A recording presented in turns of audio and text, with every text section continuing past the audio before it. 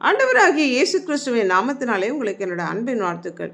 இன்றைய நாளின் தியானத்துக்காக தேர்ந்து கொள்ளப்பட்ட வேத வசனம் சங்கீதங்களின் புஸ்தகம் 49வது சங்கீதம் 7, 8 ஆகிய வசனங்கள். ஒருவனாவது தன் சகோதரன் அழிவை காணாமல் இனி என்றைக்கும் உயிரோடு இருக்கும்படி எவ்விதத்தினாலாவது அவனை மீட்டுக்கொள்ளவும் அவனிமித்தம் மீட்கும் பொருளை தேவனுக்கு கொடுக்கவும் கூடாதே. அவனிமித்தம் மீட்கும் பொருளை தேவனுக்கு கொடுக்கவும் கூடாது என்று இந்த வசனத்திலே வாசிக்கிறோம்.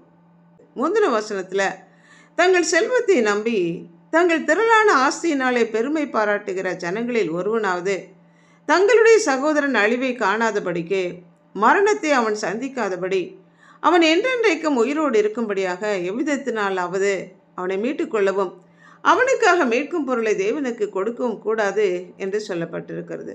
சரீர மரணம் எல்லா மனிதருக்கும் நியமிக்கப்பட்டது. அதற்கு எவருமே தப்பித்து கொள்ள முடியாது. ஆனால் மரணத்திற்கு பிறகு உள்ள வாழ்க்கை நித்திய அழிவு அல்லது நித்திய வாழ்வு. இது இரண்டில் எதையாவது ஒன்றை மனிதன் கடந்து செல்ல வேண்டியுள்ளது.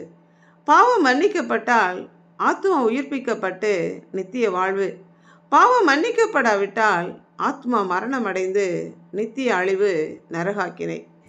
மனிதர்களுடைய ஆத்துமா மீட்பு மிகவும் அருமையானது. அது ஒருபோதும் ஒழியாது. அது விலையேற பெற்றது. It's so costly. அதை நாம் பணத்தை விலையாக கொடுத்து வாங்க முடியாது.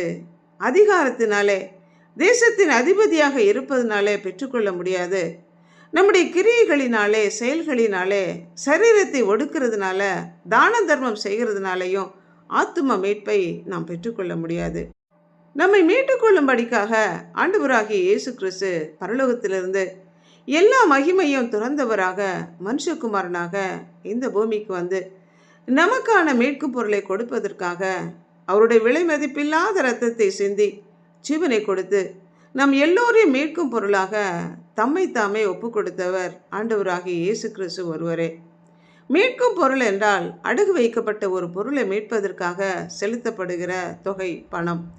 ஒரு பொருளை நாம் அடகு வைத்தோம் என்றால் அதை திருப்பும்போது அதை மீட்டுக்கொள்ள வேண்டுமென்றால் அசலுடன் சேர்த்து அதற்கான வட்டியையும் நாம் செலுத்தி அதை நாம் மீட்டுக்கொள்ளுகிறோம். அதே போல ஆதாமுடைய கீழ்ப்படியாமையினாலே பிசாசுக்கு தன்னை விற்று போட்ட ஆதாமையும் அவன் சந்ததியாரையும் பாவ அடிமைத்தனத்திலிருந்து, பிசாசின் பிடியிலிருந்து, அடகு வைக்கப்பட்டிருந்த நிலையிலிருந்த நம்மை, நரக அக்கினிக்கு இரையாக தண்டனைக்கு ஏதுவாக வைக்கப்பட்டிருந்த நம்மை மீட்டுக்கொள்வதற்காக தம்முடைய சொந்த இரத்தத்தை விலைக்கிரயமாக தம்மையே மீட்கும் பொருளாக செலுத்தி நம்மை மீட்டு கொண்டவர் ஆண்டவராகிய இயேசு கிறிஸ்து.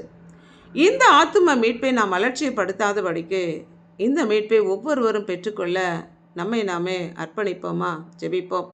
இரக்கமும் அன்பும் உள்ள பரமபிதாவே, எங்களை படைத்தவரே, எங்களுடைய ஆத்துமா விலையேற பெற்றது. அதே போல எங்கள் ஒவ்வொருடைய ஆத்தும மீட்பு அருமையானது.